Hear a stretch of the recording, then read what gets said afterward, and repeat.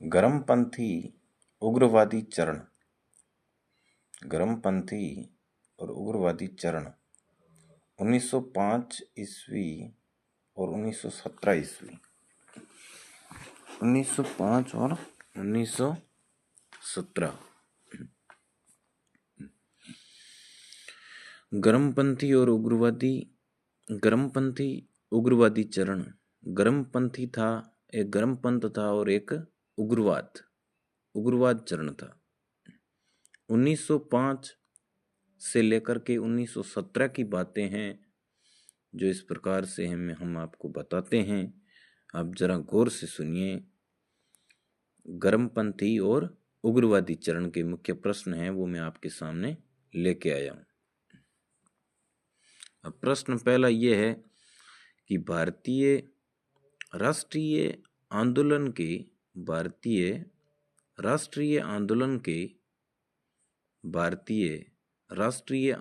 के 1905 और 1917 की अवधि को कहा जाता है। 1905 और 1917 की अवधि को कहा जाता है। 1905 और 1917 की जो अवधि है उसको उग्रवादी चरण कहते हैं, उसको उग्रवादी चरण कहते हैं।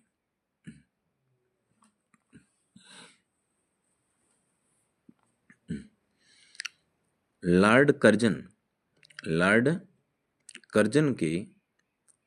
कर्जन के शासनकाल का सबसे मूर्खतापूर्ण कार्य, लॉर्ड कर्जन के शासनकाल का सबसे मूर्खतापूर्ण कार्य जिसने उग्र राष्ट्रीयता को जन्म दिया क्या था?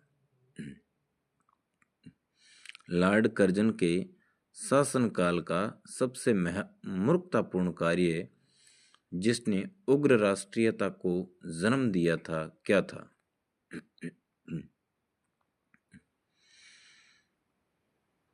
1905 का बंगाल विभाजन, 1905 का बंगाल विभाजन।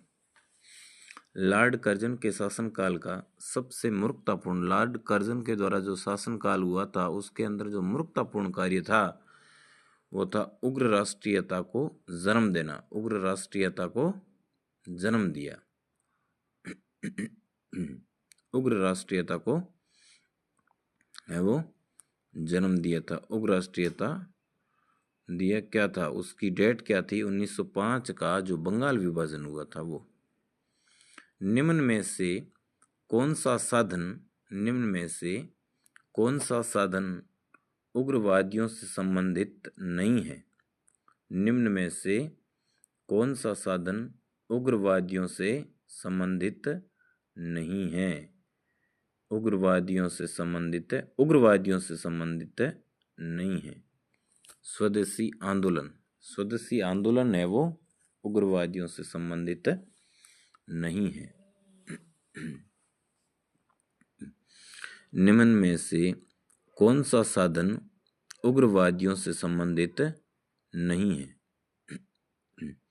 निम्न में से कौन सा साधन उग्रवादियों से संबंधित नहीं है? स्वदेशी आंदोलन।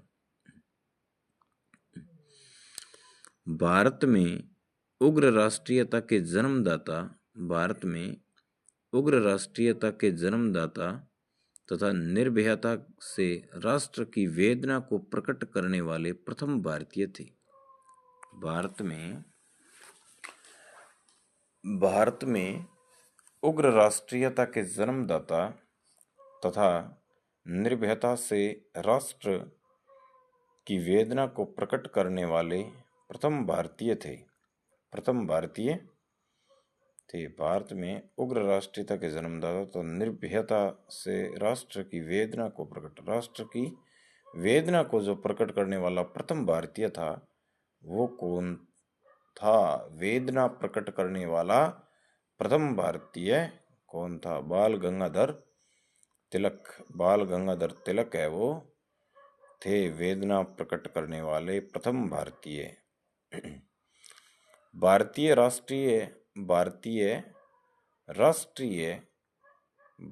राष्ट्रीय कांग्रेस की सबसे पहली महिला अध्यक्ष थी। भारतीय राष्ट्रीय कांग्रेस की सबसे पहली महिला अध्यक्ष थी? Annie Besant. एनी बेसेंट कौन थी? तो एनी बेसेंट। जो भारतीय राष्ट्रीय कांग्रेस की सबसे पहली महिला अध्यक्ष थी वो है कौन थी? Annie Besant. वर्ष 1905 के बंगाल विभाजन के समय वायसराय कौन था?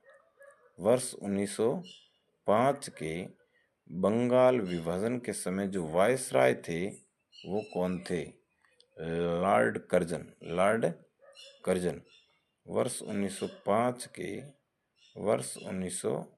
के बंगाल विभाजन के समय वायसराय कौन था? तो लॉर्ड कर्जन। गदर पार्टी के प्रमुख नेता थे। गदर एक पार्टी थी, उसके प्रमुख नेता कौन थे? जो हरदयाल। कौन थे? तो हरदयाल। निम्न में से किसने गाड़ी पर यह मानकर बम फेंका था कि उसमें मुजफ्फर के न्यायाधीश किंग्सफोर्ड बैठे थे? खुदीराम बोस और प्रफुल्ल चाकी। खुदीराम बोस और प्रफुल्ल चाकी।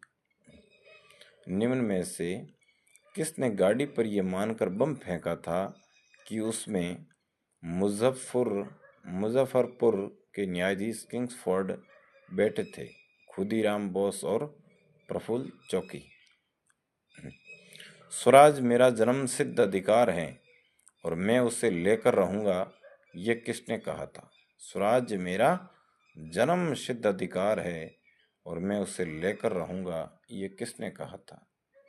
बाल गंगाधर तिलक। बाल गंगाधर तिलक ने कहा था कि स्वराज्य मेरा जन्मसिद्ध अधिकार है और उसे मैं लेकर के रहूंगा, तो श्री बाल गंगाधर तिलक ने कहा था। मार्ले मिंटो रिफोर्स को किस वर्ष में प्रस्तुत किया गया था? मार्ले मिंटो रिफोर्स को किस वर्ष में प्रस्तुत किया गया था? मार्ले मिंटो रिफोर्स है वो किस वर्ष में है वो प्रस्तुत किया गया था? 1909 में। 1909 में।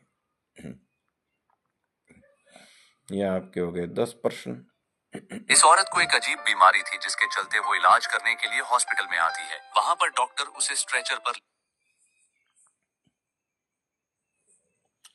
अब आता आपका दूसरा सेट। भारतीय परिषद अधिनियम 1909 का सर्वग्राह नाम है? मार्ले मिंटो सुधार।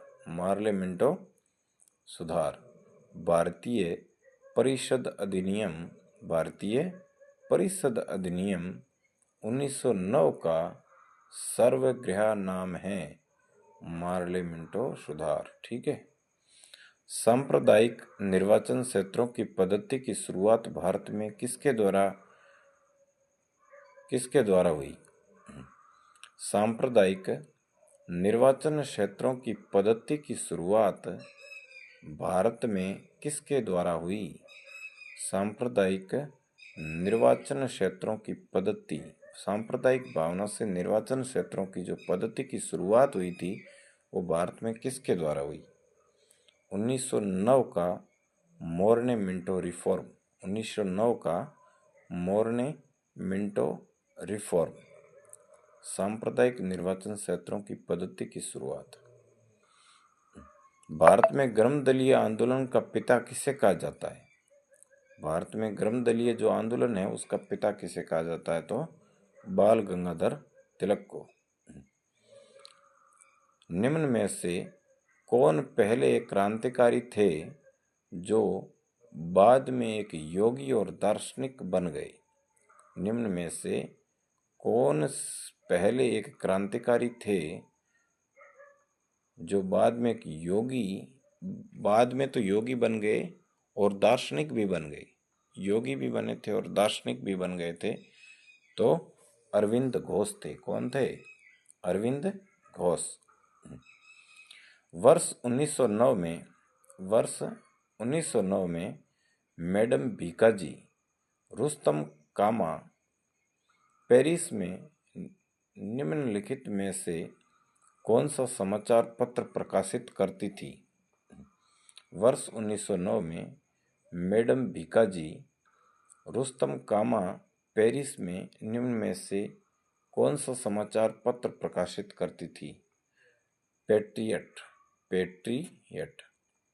ठीक है। वर्ष 1909 में मैडम भीकाजी रुस्तम कामा पेरिस में निम्न में से कौन सा समाचार पत्र प्रकाशित करती थी? पेट्रियट। भारत में मुस्लिम लीग की स्थापना किस वर्ष हुई थी? भारत में मुस्लिम लीग की स्थापना है वो किस वर्ष हुई? तो 1906 में हुई थी।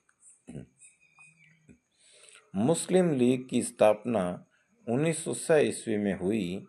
उस समय उसके उद्देश्यों में कौन सी बात शामिल नहीं थी? मुस्लिम लीग की स्थापना 1906 ईस्वी में हुई थी। उस समय उसके उद्देश्य में कौन सी बात शामिल नहीं थी? 1906 में जो मुस्लिम लीग की स्थापना हुई थी उस समय उनके उद्देश्यों में कौन सी बात शामिल नहीं थी? उन उद्देश्यों में कौन सी बात है वो शामिल नहीं थी? तो ये सभी थे द्विराष्ट्र, ठीक है, और भारत का सांप्रदायिक विभाजन और पाकिस्तान की मांग, ठीक है, ये तीनों चीजें नहीं थी, ये तीनों बातें शामिल नहीं थी। अब आपको देखना है कि 18वां प्रश्न ये है कि 1916 ईस्वी में जो मद्रास में होम रूल मूवमेंट के प्रवर्तक कौन थे? 1916 ईस्वी में मद्रास में होम रूल मूवमेंट के प्रवर्तक कौन थे? Annie Besant. 1916 ईस्वी में मद्रास में होम रूल मूवमेंट के प्रवर्तक कौन थे? बाल गंगाधर तिलक द्वारा शुरू की गई साप्ताहिक पत्रिका कौन सी थी? बाल गंगाधर तिलक के द्वारा साप्ताहिक पत्रिका जो शुरू की गई थी उसका नाम क्या था? उसका नाम था केसरी। शेर ए पंजाब किसका उपनाम है? लाला लाजपत राय। शेर ए पंजाब के शेर माने जाते हैं, उनका नाम है वो लाला लाजपत राय।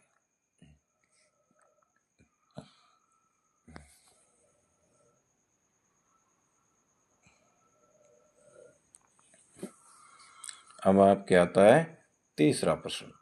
भारतीय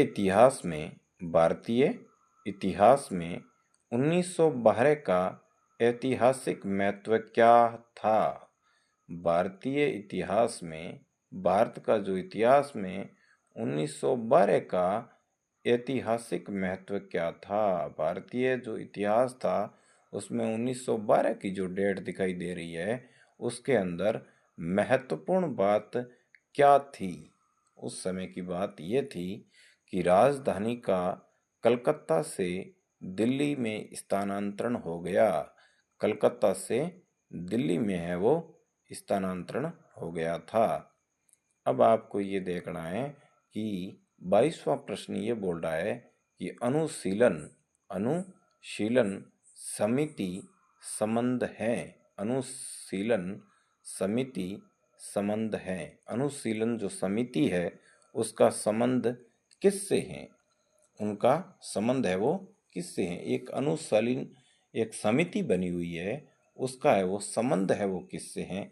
वीडी सावरकर से हैं, या भगत सिंह से हैं, या चंद्रशेखर आजाद से हैं, या दादा भाई नारोजी से हैं? ये हैं वीडी सावरकर से। जो अनुशीलन समिति का संबंध है वो वीडी सावरकर से हैं। किस गवर्नर जनरल ने 1911 में भारत की राजधानी कलकत्ता से दिल्ली स्थानांतरित करने की घोषणा की? किस गवर्नर जनरल ने 1911 में भारत की राजधानी है वो कोलकाता से दिल्ली है वो स्थानांतरित की? तो किसने की थी? तो लॉर्ड हॉर्डिंग गवर्नर था उस समय, उसने साले ने कर दी है। लॉर्ड हॉर्डिंग ने कोलकाता से दिल्ली को है वो 1911 में स्थानांतरित की थी। क्या थी दिल्ली? दिल्ली एक राजधानी थी। तो भारत की राजधानी 1911 से पहले कौन थी? तो कोलकाता। और किसने की? Lord Harding. ठीक है, उस समय अंग्रेजों का है वो शासन था। अल हिलाल समाचार पत्र अल हिलाल समाचार पत्र किसके द्वारा राष्ट्रीयता के प्रचार के लिए शुरू किया गया था? अल हिलाल जो समाचार पत्र है, अल हिलाल समाचार पत्र किसके द्वारा राष्ट्रीयता के प्रचार के लिए शुरू किया गया था?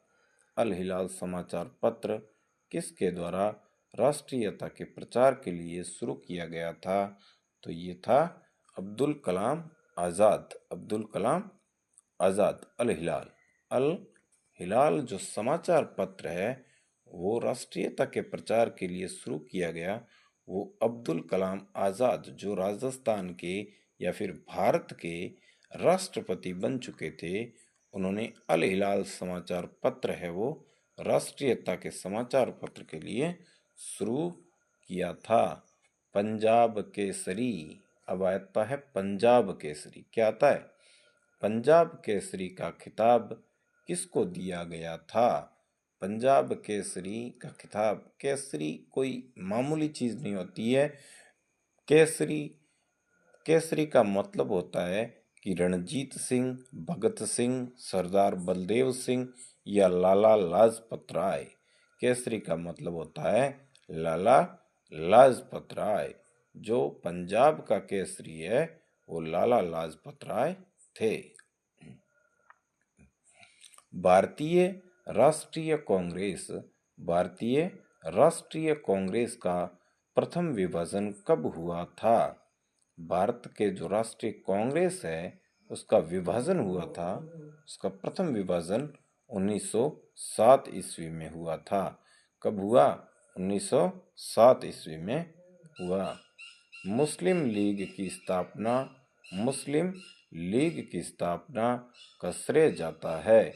मुस्लिम लीग की स्थापना का श्रेय है वो सलीमुल्लाह को जाता है। मुस्लिम लीग की स्थापना का श्रेय है वो सलीमुल्लाह को जाता है। ठीक है, अब आपको आता है कि महाराष्ट्र में गणपति उत्सव आरंभ करने का श्रेय किसको प्राप्त है? महाराष्ट्र में गणपति उत्सव आरंभ करने का जो श्रेय है वो महाराष्ट्र के अंदर जो गणपति है वो उत्सव का श्रेय है वो शिवाजी नहीं, उसमें बाल गंगाधर तिलक को जाता है। किसको जाता है? बाल गंगाधर तिलक को जाता है। अब आपके आता है कि नेक्स्ट प्रश्न ये है कि स्वदेशी आंदोलन शुरू किया गया था। स्वदेशी आंदोलन शुरू किया गया था बंगाल विभाजन के विरोध के रूप में स्वदेशी आंदोलन शुरू किया गया था। जो स्वदेशी आंदोलन है वो शुरू तो किया गया था, लेकिन वो किसके हिसाब से किया गया था? तो स्वदेशी आंदोलन है वो स्वदेशी आंदोलन शुरू किया गया बंगाल विभाजन के विरोध के रूप में। ठीक है, अब आपके आता है कि बंगाल विभाजन के विरुद्ध विद्रोह का नेतृत्व किसने किया था? बंगाल विभाजन के विद्रोह या बंगाल विभाजन के विरुद्ध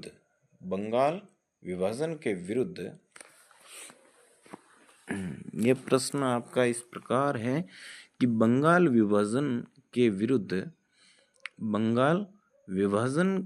विरुद्ध विद्रोह का नेतृत्व किसने किया था? सुरेंद्रनाथ बनर्जी ने, सुरेंद्रनाथ बनर्जी ने। स्पिनी के साथ बेचिए अपनी कार बेस्ट प्राइस पे। स्पिनी ऐप पे चेक कीजिए अपनी कार का बेस्ट ऑनलाइन ऑफर और पाइए इंस्टेंट पेमेंट पूरे पेपर वर्क के साथ।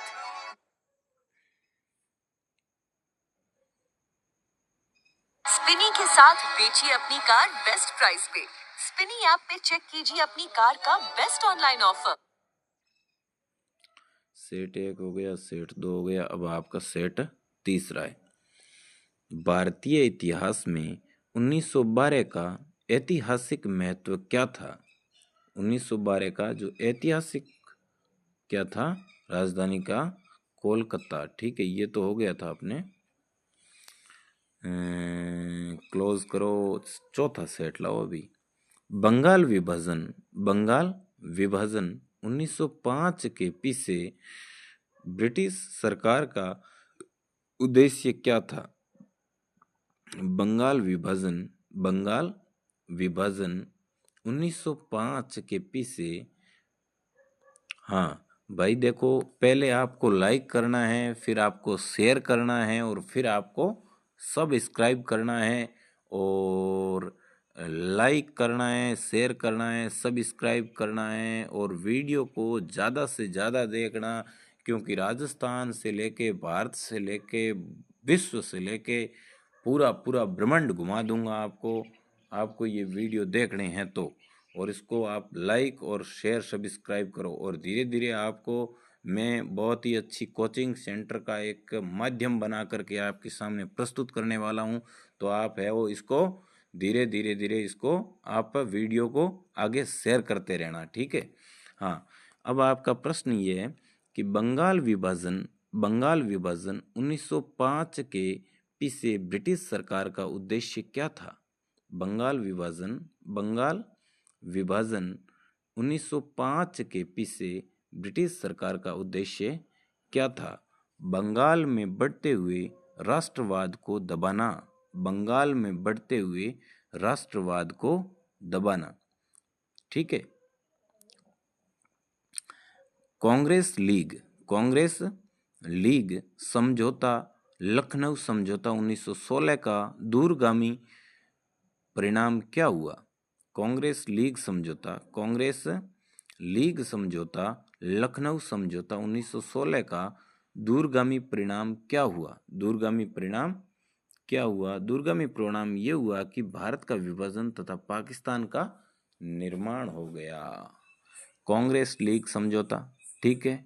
आपको पहले ये देखना है कि कांग्रेस क्या थी, लीग क्या होता है और समझौता क्या होता है, ये चीजें आपको देखनी है। कांग्रेस एक पार्टी है, ठीक है, लीग एक उसकी टीम है और समझौता का मतलब होता है कि आपस में समन्वय बनाना। और लखनऊ एक स्टेट या फिर एक राजधानी का नाम है और समझौते का मतलब होता है कि आपसी संवाद बनाए रखना। और 1916 में हुआ था दूरगामी परिणाम। इसका परिणाम क्या निकला? तो इसका परिणाम ये निकला कि भारत का विभाजन। आपको ये चीजें देखनी है कि भारत क्या है और विभाजन क्या है। विभाजन का मतलब क्या होता है? आपको अगर मालूम ही नहीं है कि विभाजन क्या है तो आप वहां पर क्या करोगे? विभाजन का मतलब होता है ये है कि एक खंड से दूसरा खंड बनना, एक खंडहर का दो खंड हो जाना, उसको बोलते हैं विभाजन। तथा पाकिस्तान का निर्माण हो गया था, ठीक है, भारत का विभाजन। अब प्रश्न यह है कि कांग्रेस लीग समझौता, लखनऊ समझौता 1916 का दूरगामी परिणाम क्या हुआ? भारत का विभाजन और पाकिस्तान का निर्माण। 1907 में हुए कांग्रेस के उदारवादी व उदारवादी किसी के ऊपर चिंता व्यक्त करना, उग्रवादी डकैती करना, नेताओं के बीच संघर्ष एवं मतभेद का क्या कारण था? क्या कारण था? मतभेद में क्या कारण था? तो राष्ट्रीय कांग्रेस के अध्यक्ष पद पर चुनाव होने के कारण मतभेद था। 1907 के कांग्रेस के सूरत अधिवेशन की अध्यक्षता किसने की? 1907 के कांग्रेस के सूरत अधिवेशन की अध्यक्षता है वो किसने की? डॉक्टर रास बिहारी घोष। अनुशीलन समिति थी। अनुशीलन समिति एक क्रांतिकारी संगठन। किसने कहा था? कांग्रेस आंदोलन न तो लोगों द्वारा प्रेरित था, न ही गठ द्वारा सोचा या योजनाबद्ध किया गया था। ये है अपने लाला लाजपत राय। ठीक है। निष्क्रिय विरोध, पैसिव रेजिडेंस के सिद्धांत का प्रतिपादन किसने किया? Passive resistance, passive resistance, passive यानी निष्क्रिय और विरोध यानी रेसिस्टेंस का सिद्धांत का प्रतिपादन किसने किया? अरविंद घोष। बंगाल विभाजन 1905 में विभाजन हुआ, जिसके विरोध के फलस्वरूप ये पुनः एकीकृत हुआ 1911 बंगाल 1905 में विभाजन हुआ, बंगाल का विभाजन हुआ 1911। निम्नलिखित में से एक ने युद्ध के समय भारत की रक्षा के कानून के प्रावधानों को, जिसे 1915 में पंजाब के गदर के विरुद्ध इस्तेमाल किया गया था, शांति के समय भी जारी रखना चाहा था। लॉर्ड हार्डिंग 1906 मिंटी में शिमला में मिले मुसलमानों के शिष्टमंडल की प्रार्थना थी। 1906 में मिंटी में शामिल में मिले मुसलमानों के शिष्टमंडल की प्रार्थना थी। मुसलमानों के लिए पृथक निर्वाचन वर्ग, मुसलमानों के लिए पृथक निर्वाचन। ये हो गया आपके प्रश्न पूरे।